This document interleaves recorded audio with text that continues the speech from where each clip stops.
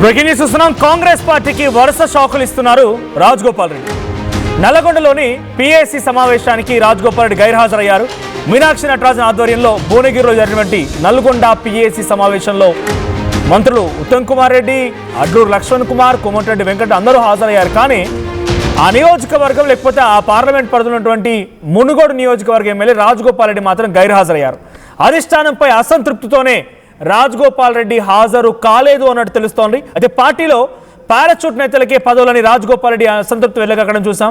అసలైనటువంటి కాంగ్రెస్ నాయకులకి తగిన గౌరవం దక్కలేదని ఆవేదన వ్యక్తం చేస్తున్నారు రాజగోపాల్ రెడ్డి.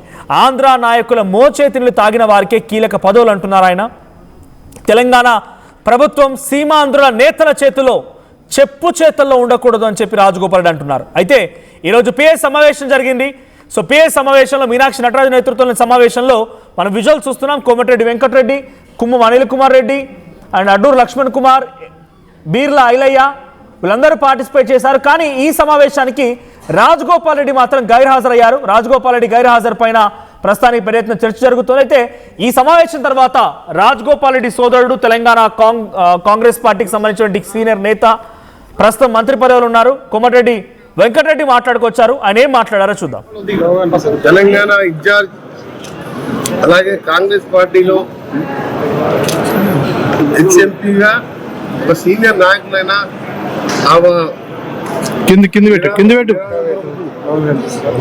వర్కర్ లాగా మీ అందరికి తెలుసు మీనాక్షి నటరాజన్ గురించి.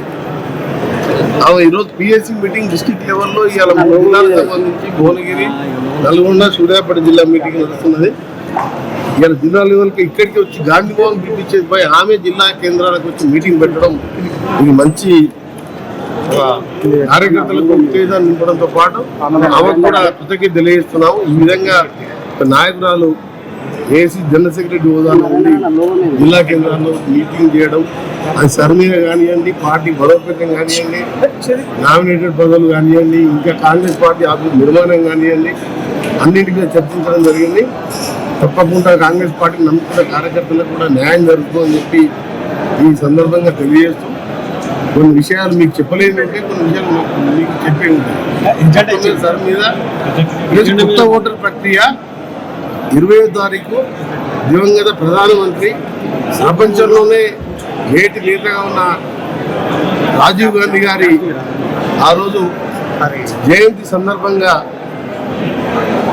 పెద్ద ఎత్తున, ఎందుకంటే ఆ రోజు ఓటు హక్కును 21 ఏళ్ళకెళ్ళి 18 ఏళ్ళకి తీసుకొచ్చింది రాహుల్ గాంధీ. యువతల ఆలోచన విధంగా పాలన ఉండాలంటే 18 ఏళ్ళకే ఓటు కల్పించాలని ఆ రోజు ఆయన ఎవరు అడగకుండా 18 ఏళ్ళకి ఓటు కల్పించిన మహానేత. ఆ రోజుల్లోనే సర్పంచ్ నేరుగా 2 లక్షలు 3 లక్షల లెక్క నేరుగా అకౌంట్లో వేసింది. ఏది 85లో ప్రధానమంత్రిగా ఉన్నప్పుడు ₹1 ఢిల్లీలోకి ₹1 పంపిస్తే 30 పైసలే గ్రామాలకు చేస్తుంటే 70 పైసలు దళారులకు పోతుందని చెప్పి ఆ విధమైన గ్రామ స్వరాజ్యాన్ని మొదలుపెట్టి కంప్యూటర్ వరకు పెట్టిన రాజీవ్ గాంధీ జయంతి 18 ఏళ్ళు కల్పించిన 18 ఏళ్ళకే ఓటు కల్పించిన ఆయన జయంతి సందర్భంగా పెద్ద ఎత్తున ఆ రోజు జయంతి కార్యక్రమాలు చేస్తూ కొత్త ఓట్లను చేర్పించే కార్యక్రమాన్ని సీరియస్గా తీసుకోవాలని వారు మాకు ఆదేశాలు ఇవ్వడం జరిగింది.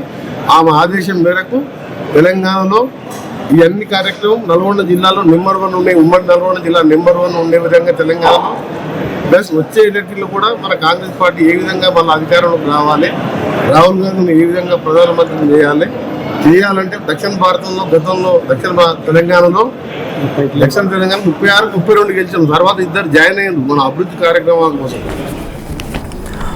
అక్కడ జరుగుతున్నటువంటి కార్యక్రమం పైన ఎటువంటి తీరుతలు ఉన్నాయి, గతంలో కాంగ్రెస్ పార్టీ యొక్క ప్రాశస్త్యం ఏ రకంగా ఉందనేది కోమటిరెడ్డి వెంకటరెడ్డి వివరిస్తూ ఉన్నారు. సో మా ప్రతినిధి శ్రీధర్ సిద్ధంగా ఉన్నారు. అసలు రాజగోపాల్ రెడ్డి గైర్ హాజరు ఎటువంటి డిస్కషన్ జరుగుతోంది? శ్రీధర్, రాజగోపాల్ రెడ్డి ఎందుకు హాజరు కాలేదు? డెఫినెట్గా వ్యతిరేక స్వరం వినిపిస్తున్నారు, వ్యతిరేక గలం వినిపిస్తూ ఉన్నారు. చాలా క్లియర్గా అర్థమవుతోంది. తెలంగాణతో సంబంధం లేని వాళ్ళు, కాంగ్రెస్ పార్టీతో సంబంధం లేని వాళ్ళు, ఆంధ్ర నాయకుల మోచేతి నీళ్లు తాగే వాళ్ళు అక్కడి నుంచి చెప్పు చేతుల్లో పెట్టిన ప్రభుత్వం నడిపిస్తున్నారు అనేది ఆయన బహిరంగంగానే మాట్లాడుతున్నారు. ఈరోజు ఈ కార్యక్రమానికి గైర్ హాజరు అది కూడా కారణం అనుకోవాలా? ఇంకా వ్యతిరేకత పెరిగింది అనుకోవాలా? ఆయన అలకబూనారు అనుకోవాలా? మనోజ్, డెఫినెట్గా కూడా రాజగోపాల్ రెడ్డి క్లియర్ కట్గా అలకబూనారన్న విషయం కూడా స్పష్టంగా అర్థమవుతుంది. ఎందుకంటే ఏఐసిసి ఇన్ఛార్జ్ సైతం కూడా పిఎస్సి సమావేశం జిల్లాలోనే నిర్వహించి ఉమ్మడి జిల్లాలో ఉన్నటువంటి జిల్లా అన్నిటికీ కలిపి భువనగిరిలో జరిపినటువంటి పిఎస్సి సమావేశం అది పొలిటికల్ ఎఫ్ఐఆర్స్ కమిటీ అంటేనే చాలా కీలకంగా తీసుకునేటువంటి నిర్ణయాలలో డిస్కషన్ చేస్తుంటారు. పార్టీకి సంబంధించినటువంటి అంతర్గత విషయాలు, సంస్థాగతమైనటువంటి నిర్ణయాలు, ఫ్యూచర్లో పార్టీ కోసం చేపట్టబోయేటువంటి ఏ విధంగా ముందుకెళ్లాలన్న దానిపై కూడా అందులో దిశానిర్దేశం చేస్తుంటుంది.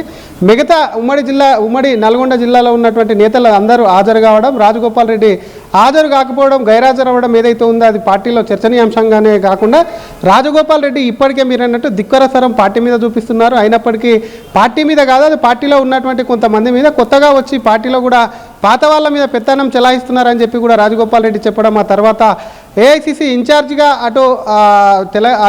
తెలంగాణ ప్రదేశ్ కాంగ్రెస్ కమిటీ ఇన్ఛార్జి ఉన్నటువంటి మీనాక్షి నటరాజన్ జిల్లాలో పర్యటించినప్పటికీ పిఎస్సి మీటింగ్ అక్కడే నిర్వహించినప్పటికీ అసలు రాజగోపాల్ రెడ్డి వెళ్ళకపోవడం ఏదైతే ఉందో కాంగ్రెస్లో రెండు రకాలు కూడా, ఒక వర్గమేమో రాజగోపాల్ రెడ్డి ఏఐసిసి ఇన్ఛార్జ్ కాబట్టి ఏదైనా అభ్యంతరాలు ఉంటే ఆ మీటింగ్కి వెళ్ళి కూడా ఆమె దృష్టికి కూడా తీసుకెళ్లాల్సినటువంటి అవసరం ఉంది. ఎందుకంటే కేవలం రాజగోపాల్ రెడ్డి ఇచ్చినటువంటి హామీల మీద కానీ ఇతర సంబంధించినటువంటి అంశాలన్నిటి మీద కూడా ఆ రోజు మాట్లాడారు కాబట్టి ఇచ్చినటువంటి హామీలే కాకుండా పార్టీలో జరుగుతున్నటువంటి నిర్ణయాలు, పార్టీ తీసుకుంటున్న అవలంబిస్తున్నటువంటి విధానాలు వీటన్నిటి మీద దృష్టికి తీసుకెళ్ళుంటే బాగుండే అని చెప్పి ఒక వర్గం అంటుంటే, మరొక పక్క రాజగోపాల్ రెడ్డికి సంబంధించి వర్గీయులు మాత్రం అసలు జరిగినటువంటి పిఎస్సి సమావేశం అయినప్పటికీ పార్టీలో ఏది కూడా కరెక్ట్ కూడా జరగట్లేదు, పార్టీకి సంబంధించి ఏది కూడా పెద్దగా అసలు జరుగుతున్నటువంటి కార్యక్రమాలు సీనియర్లను దృష్టిలో ఉంచుకొని జరగట్లేదన్న విషయానికి కూడా రాజగోపాల్ రెడ్డి వర్గీయులు కూడా వచ్చినట్టు కూడా అందుకే కొంత గైరాజరయ్యారని చెప్పి కూడా పెద్ద ఎత్తున చర్చ అయితే జరుగుతుంది. మరో పక్క అటు కోమటిరెడ్డి బ్రదర్స్గా ఉన్నటువంటి మంత్రిగా ఉన్నటువంటి కోమటిరెడ్డి వెంకటరెడ్డి ఈ మీటింగ్కి అటెండ్ అయ్యారు. ముఖ్య అతిథి మీనాక్షి నటరాజన్ సైతం కూడా ఆయన్నే రిసీవ్ చేసుకున్నవి కాకుండా కమిటీలో తీసుకున్నటువంటి నిర్ణయాలు, కమిటీలో మాట్లాడినటువంటి మాటలు, ప్రధానంగా కొత్తగా ఓటు నమోదు చేసుకున్నటువంటి జెన్జీ, ఎందుకంటే జెన్జీ మూవ్మెంట్ అనేది కూడా దేశవ్యాప్తంగా కనిపిస్తుంది కాబట్టి రాజీవ్ గాంధీ సంబంధించినటువంటి బర్త్డే సందర్భంగా కూడా దానికి సంబంధించి కూడా ముందుకు తీసుకెళ్ళాలి, కొత్త ఓటర్లను ఆకర్షించే విధంగా సంస్థాగతంగా పార్టీని ఏ విధంగా బలోపేతం చేయాలి, జిల్లాలో ఏ విధంగా ముందుకు తీసుకెళ్ళాలి విషయాలన్నింటినీ కూడా చర్చించామని బయటికి మీడియాకు వచ్చి మళ్ళీ మీటింగ్ అనంతరం కూడా అటు కోమటిరెడ్డి వెంకటరెడ్డి మాట్లాడారు కాబట్టి ఒకవైపు అన్న హాజరవ్వడం, తమ్ముడు గైరాజరవ్వడం ఏదైతే ఉందో పార్టీలకు సంబంధించి కూడా కొంత చర్చనీయాంశమైంది. రాజగోపాల్ రెడ్డి మరొకసారి కూడా రాజకీయంగా చర్చనీయాంశంలోకి వచ్చాడు. మరి రాజకీయంగా కొంత కాంగ్రెస్ పార్టీలో రగడలేపని చెప్పారు. ఎందుకంటే ఒక్కొక్కటే కాదు, కేవలం రాజగోపాల్ రెడ్డి గారు ఒక్కొక్కరుగా కూడా బయటికి వస్తున్నటువంటి సందర్భం. మొన్న పోచారం శ్రీనివాస్ రెడ్డి, ఆ తర్వాత రాజగోపాల్ రెడ్డి, తాజాగా ఈరోజు చిన్నారెడ్డి చేసినటువంటి వ్యాఖ్యలు సైతం కూడా పెద్ద ఎత్తున కాంగ్రెస్ పార్టీకి కొంత తలనొప్పిగారే తలంపులు తీసుకొస్తున్నాయి. ఎందుకంటే పార్టీలో సీనియర్లే కాకుండా పార్టీలో కొత్తగా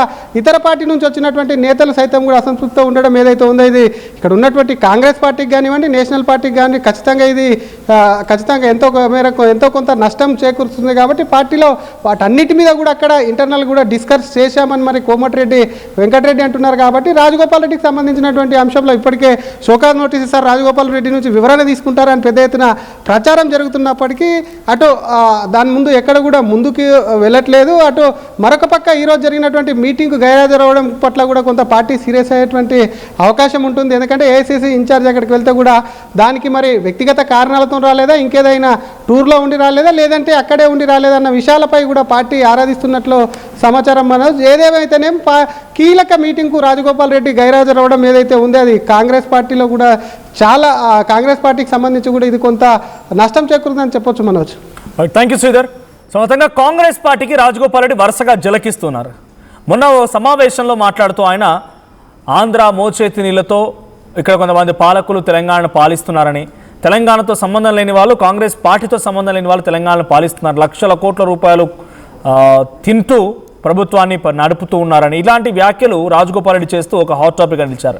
మొదటి నుంచి ఆయన ఏడాది కాలంలో అప్పటి వరకు ఓకేగా ఉన్న, ఏడాది తర్వాత నుంచి వ్యతిరేక స్వరాన్ని వినిపిస్తూనే ఉన్నారు, ధిక్కార స్వరాన్ని వినిపిస్తూనే ఉన్నారు. ముఖ్యమంత్రి రేవంత్ రెడ్డి గతంలో ఎప్పుడో 10 సంవత్సరాల పాటుగా నేనే ఉంటా కుర్చీలో అని చెప్పి మాట్లాడిన మాటలకు గాను దాన్ని విభేదించారు. బహిరంగంగానే చాలా సందర్భాల్లో ఆయన మాట్లాడుతూ నిరుద్యోగులతో కాంగ్రెస్ పార్టీ ప్రభుత్వం చర్చలు జరపట్లేదని చెప్పి నిరుద్యోగులతో ఆయన చర్చలు జరిపి నిరుద్యోగులతో పక్కనే పెట్టుకుని ఒక వాయిస్ కూడా ఇచ్చారని ఒక స్ట్రాంగ్ యాంటీ వాయిస్ను రేజ్ చేశారు. ఇలా నడుస్తూనే వెళ్తోంది. ఇదే క్రమంలో రాజగోపాల్ రెడ్డి ఈ ధిక్కార స్వరాన్ని పెంచుతూ వెళ్తున్నారు. ఈరోజు నల్గొండ పిఎస్సి సమావేశానికి ఏఐసీసీ ఇన్ఛార్జ్ మీనాక్షి నటరాజన్ వెళ్ళినప్పటికీ ఆ నియోజకవర్గంలోని ఎమ్మెల్యేలు, ఇన్ఛార్జ్ మంత్రులు అందరూ హాజరైనా రాజగోపాల్ రెడ్డి మాత్రం హాజరు కాలేదు. ఇంకా ఆయన స్వరాన్ని వ్యతిరేకంగా వినిపిస్తున్నారు, యాక్షన్ రూపంలో కూడా చూపిస్తున్నట్టుగా అర్థమవుతోంది. ఒకే ఒక్క మంత్రి పదవి కనుక రాజగోపాల్ రెడ్డి చేతికి జిక్కితే ఇక అన్ని ఫుల్ స్టాప్. రేవంత్ రెడ్డి ఏం మాట్లాడినవన్నీ కూడా అంటే it's part and parcel of government నడుస్తూ ఉంటాయి, ఆయన సపోర్ట్ ఇస్తూనే ఉంటారు. కానీ ఒకే ఒక్క మంత్రి పదవి ఇన్ని రకాలుగా ఆయన వ్యతిరేక గళాన్ని వినిపించేలా చేస్తోంది. ఒకే ఒక్క మంత్రి పదవి ఇన్ని రకాలుగా ఆయన ప్రభుత్వానికి, ప్రభుత్వంలో ఉన్న పెద్దలకి వ్యతిరేకంగా మాట్లాడిచ్చేలా చేస్తుందనేది నేను చెప్తున్న మాట కాదు, కాంగ్రెస్ పార్టీలో ఇంటర్నల్గా జరుగుతున్న డిస్కషనే. సో మీ అభిప్రాయం ఏంటి? ఇంకొక పోల్ కూడా ఉంది.